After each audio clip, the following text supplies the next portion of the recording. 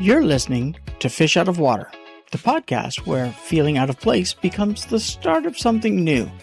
Dive in with us. Let's explore stories, insights, and real conversations that help you swim forward with purpose. Happy New Year, everybody. I can't believe it's already February 2026. I hope your New Year's resolutions are going well. Welcome back to Fish Out of Water Season 2 with myself, Lisa, and my dear friend, Brett Chapman. We just wanted to recap and build a roadmap for this season. Because we talked about so much last season that is very foundational to what we're going to be doing and talking about this season going forward. So thank you so much for joining us again this season, season 2. And Brett, we talked about so much last season. Where do we begin in our recap? I think that the most important thing that we really tried to dial towards, and I think that some of the explanation coming just now will help frame that even better, is we really talked about the relational continuity between two people and how we connect and build community was, I think, the ultimate destination. Whether we fully arrived there or not, I'm looking forward to hearing from our listeners and whether we actually provided enough content and information that brought people to that space where, like, yeah, like, that's how I connect.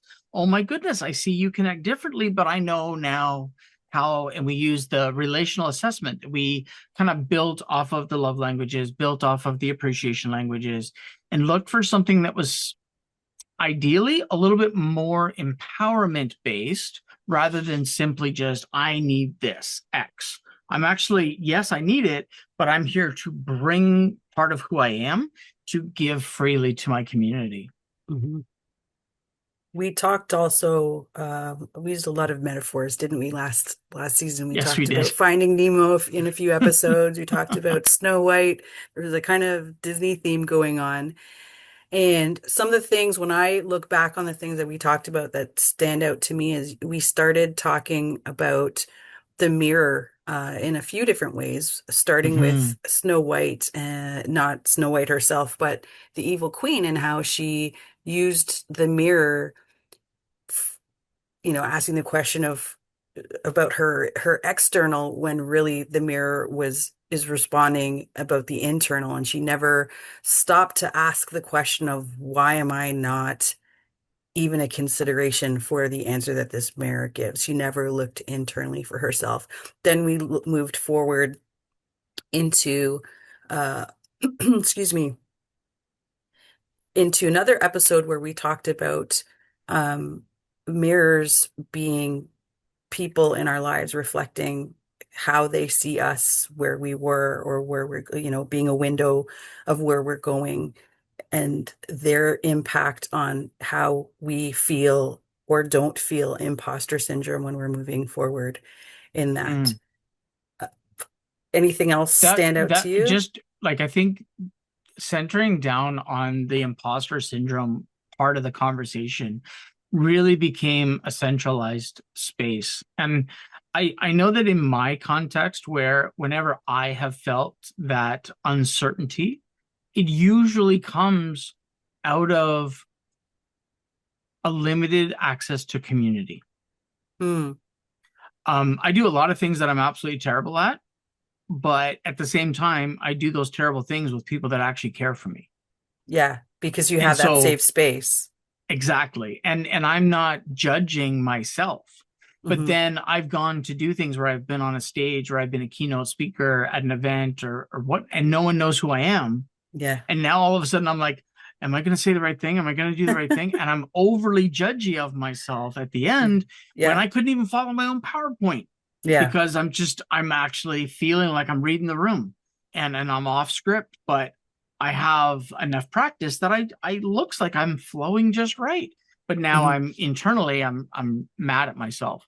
And so I think that one of the takeaways for me from season 1 was through all of our conversation, I think we centered down on the relational components resting in three different areas where empowerment was needed.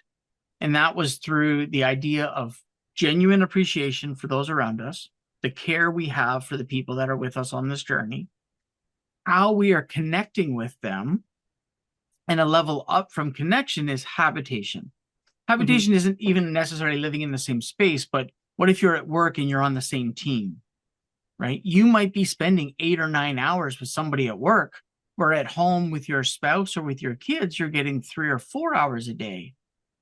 And so now a lot of who we are and how we identify is not coming from the people that actually love us. They're coming from the people that are kind of in team and connected to us. And so, based on those three elements, we kind of wrestled through our break season and we went, what if we just built an acronym around this relational component? We called it REACH. Yes, super excited about this one because it Yeah. very much holds what we want it to communicate. Can Yeah. I tell them what REACH Yeah. stands for? Because you already Absolutely. said some of Please. the words, right? No, please do it.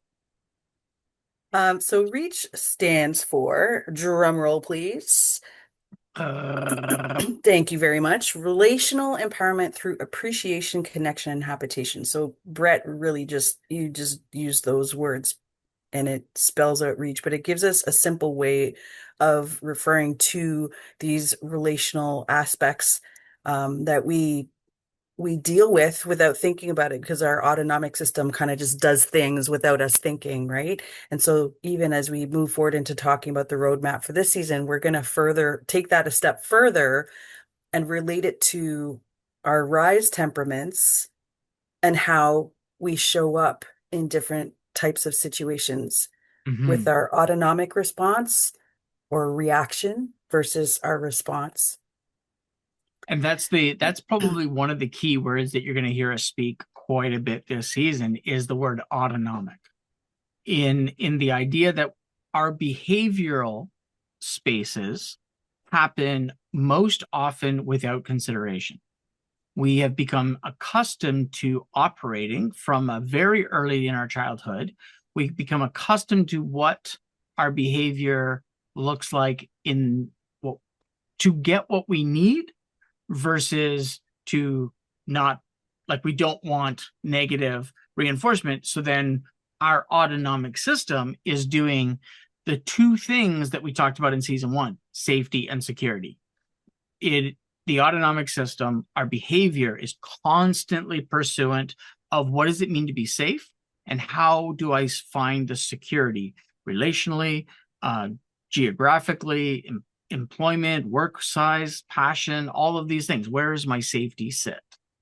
Yeah, and And so I sorry, go ahead, no finish go off. no please I I was was going to done. say to go hand in hand with that question of where your safety and security sits. I think the next question really needs to be about asking ourselves, how honest am I being with myself today? Am I really stopping to look at how my body is feeling in the moment when I'm facing joy, when I'm facing adversity, when I'm facing uncertainty, whatever the situation is, because that's going to Mhm. help you, as we talked about, I think in episode one last season, developing this baseline of what your autonomic safe space looks like Mhm. versus on the high or extreme low end, what that looks like to help you better build a framework of how you operate in different situations so that you can start to take some Mhm. control over that.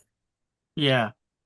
So if we were to measure kind of where our podcast started and what our goal was to kind of this little gap space we had in between season one and season two, what were some of the hopes that we had that people would take away from season one? We had a lot of hopes. Uh, the biggest one that we've very briefly touched upon is this imposter syndrome.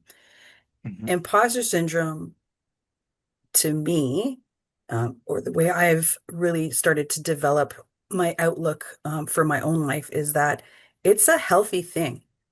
If you're in a new place, it's very normal to experience imposter syndrome. You're in a space that you've never experienced before, people that maybe you haven't really worked with before. If you're surrounded by all your people in this new space, you're less likely to experience that imposter syndrome because you have your whole crew with you. But when you're Yeah. moving into something new, kind of on your own, maybe one or two people supporting you in the background, but it's kind of on you if you're public speaking, if you're, stepping into a higher position in a company, whatever it Hmm. is. This imposter syndrome thing is normal, and it's healthy because it gives you this opportunity to stand back and say, okay, who do I want to be in this space? As soon as you start experiencing imposter syndrome, I want people to think, yes, this is an opportunity for growth. This is okay. I'm gonna figure it out. Because that's what you got to do. You have to Well, figure it out, and right? I hear what you're saying, coming back to the relational connection. Yeah. If the moment that we're starting to have that sense of imposter syndrome, my wonder then becomes, have we invested in the people that are around us before being granted permission to move? That's And I think a that great question. yeah, like the phrase of proactive versus reactive behavior often bleeds this, either it can bleed some false confidence if we're operating in that imposter space, where the proactive desire is to almost be the wrecking ball before you get wrecked. Does that make Like the sense? fake it till you make it? Is that what you're Yeah, saying? Okay. yeah, definitely. And I strongly speak against the fake it till you make it stuff, because I've tried it a couple of times in my own life and it's only cost me money. Like Hmm. fake it till you make it, put on a nice suit. I don't have the money to buy a suit, but I went and bought a suit. Like that was so weird. Yeah. And it feeling imposter. This isn't me in this suit. So how in the world can I be me if I'm not wearing kind of what's comfortable to me?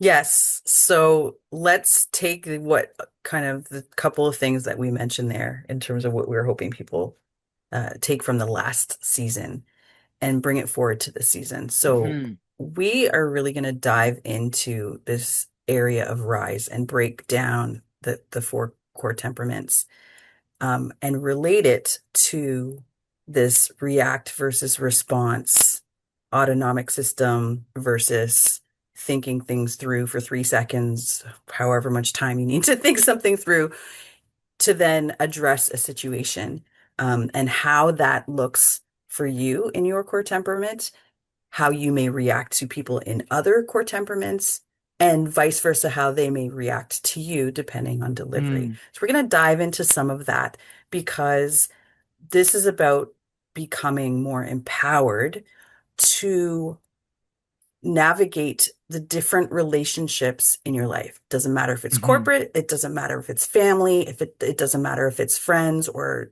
Joe Blow in the supermarket line ahead of you. Hmm. Because this is about that idea of having this natural freedom. We talked about it that again last season as well, of moving forward into this place where you create your own space to be authentically you because your view of the world around you has now expanded, that you can take more information in about others around you so that then you can think about what's going on to move forward. Did I miss anything Hmm. there, Brett? No, you nailed it. I think Yes. that's the best part of everything that Hmm. we've really trying to lay that framework and foundation for.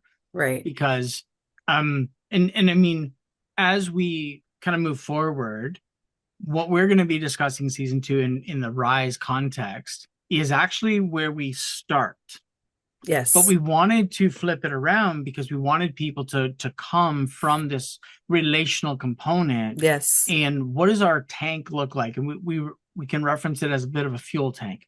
What's in our bucket and how are we operating in the most healthiest way? And so, but in our delivery, with our clients and with our cohorts, we're actually starting with rise because we want people to go, oh, wait, yeah, I do behave that way. Oh, but it isn't about the condemnation that comes with behavior. It's Mhm. about how do I fit into the continuity of other people's behavior? And how do we build community in the midst of that? Because behavior is not negative or positive. It is just what it is. And that's where the autonomic part comes from. I want to just make a slight tweak to what you just said because I don't disagree with anything that you said, but you and I have talked about in the past about not fitting in. It's the Mm-hmm. opposite of belonging. I think you said Mm-hmm. Brene Brown said. Yeah. And I'd like to change that to how do you flow with other people around you? Because it really is about flow. You're not trying to fit into any specific shape. You are already the shape that you are, but there's Mm-hmm. still a flow to everything or the navigating the relationships, whatever they may be. So just Well, to add, and tack that on to that's what you're saying. perfect. No, no, that's absolutely perfect because even it was just the other day we were kind of out connecting with some people in our local community in different formats, and I was having a conversation with somebody, and they were specifically saying how I really want to work on this part of who I am, and I'm like, but what if that's part that you're not supposed to work on? Like, is it your strength? And they're like, no, no, no, no, I'm terrible at this. I'm like, oh, well, then why would you work on it? Why would you take the energy, the Yeah, relational fuel? Why right. would you take and pour that into a bucket with a hole in the bottom of it? Yeah, We need to figure out how am I functioning in this plurality of space. It isn't, and I mean, this is solely a North American challenge, really. Although the invasive digital culture is spreading globally as well. But in the work that I've done across the globe, I don't have to work nearly as hard to talk to people about the plurality of presence versus the I'm the guy, I'm the woman, I'm the one that is doing the thing versus I'm the one doing part of the thing. yeah, and just to say, you use plurality a lot. It's not a word that I hear very often. So I just want to clarify for those listening who might feel like how I used to feel. When you talk about plurality, and correct me if I'm wrong here, you're talking about who am I in this and how am I interacting with those around me? And there's a back and forth assessment of what's going on, right? Okay. Yes. So when we're the plurality conversation means I am not doing what Lisa does, and I don't necessarily need Lisa to do the thing that I do. Right. So the plurality in its definition, I guess, and how I'll be unpacking it in future episodes is how do both of us be strong Mhm. and complementary to the unique skills that we have? Right. So we're moving from this place of operating out of pressure to a place Mhm. of permission in the sense of being our authentic selves and not having to fit in, but learning how to be comfortable with who we are in whatever the situation calls for. Absolutely. Right. Yeah. All Yeah. right. So in season two, because we're coming to the end here, I think, we're really actually going to dive more into this pressure, moving from pressure to permission and permission to rewire how we operate in situations all in everyday life, whatever those Hmm. Hmm. situations look like, of learning how to stop and be mindful in the moment. Take those 3 seconds or 5 seconds if you need it, or you know what, I'll come back to you in an hour. I need to go think about this. You Hmm. know, it's uh I think we as a society, North American, I cannot speak for the Europeans in the same way or the Asians, la la la la. But we have the way of kind of just everything has to be addressed right away, or everything is Hmm. going to be um what's the word I'm looking for? hands off. I'm not touching this. I'm not dealing with this. It's too much. And we haven't figured out how to bridge the gaps in Mhm. situations where we're not comfortable, or we're dealing with aggressiveness, or we're the aggressor.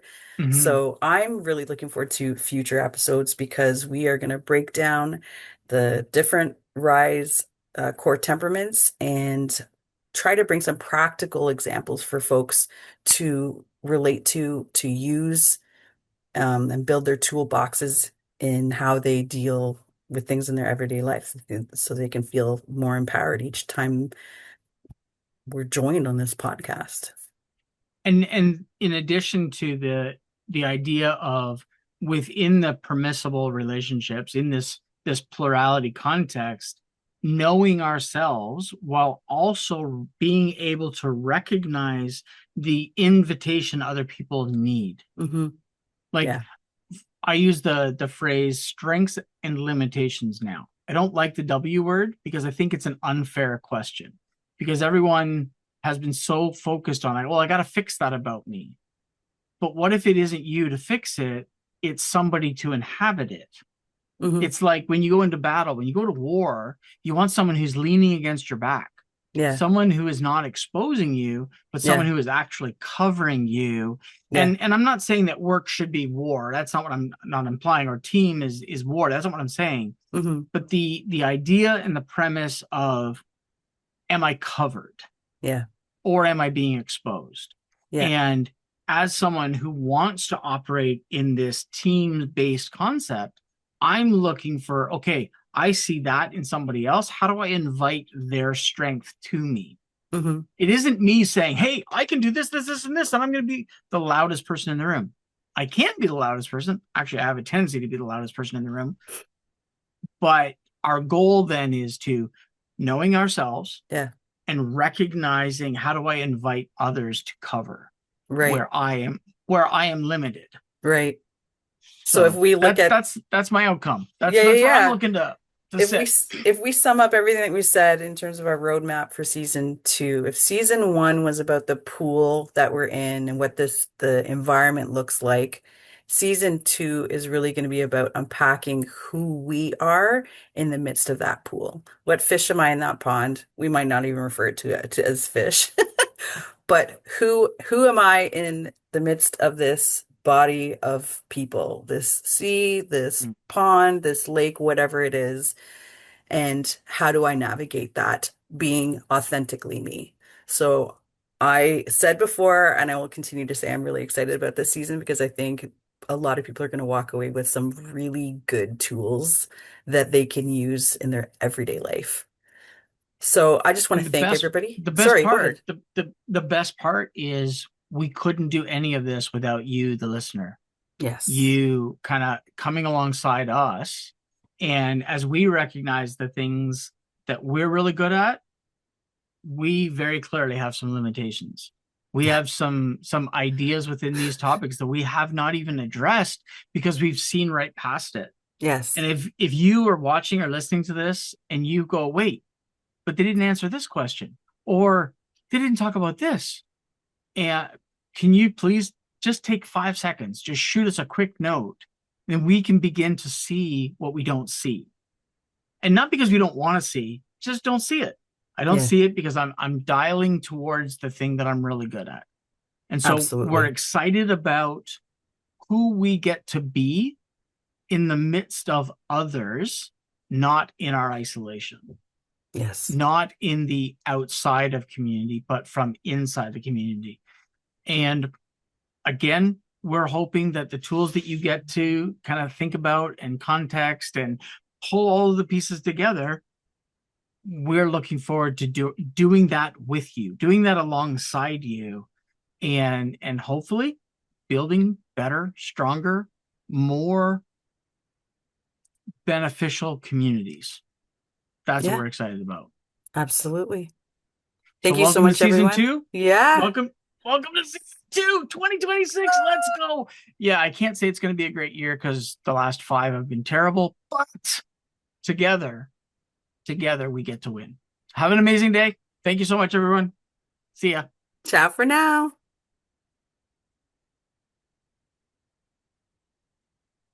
I'll have to Okay. clip it at that point so that we can do that. Actually, you know what? I'm going to end this and then I'll open up a new Zoom and email you a new link so I get a clean recording. Okay. Okay.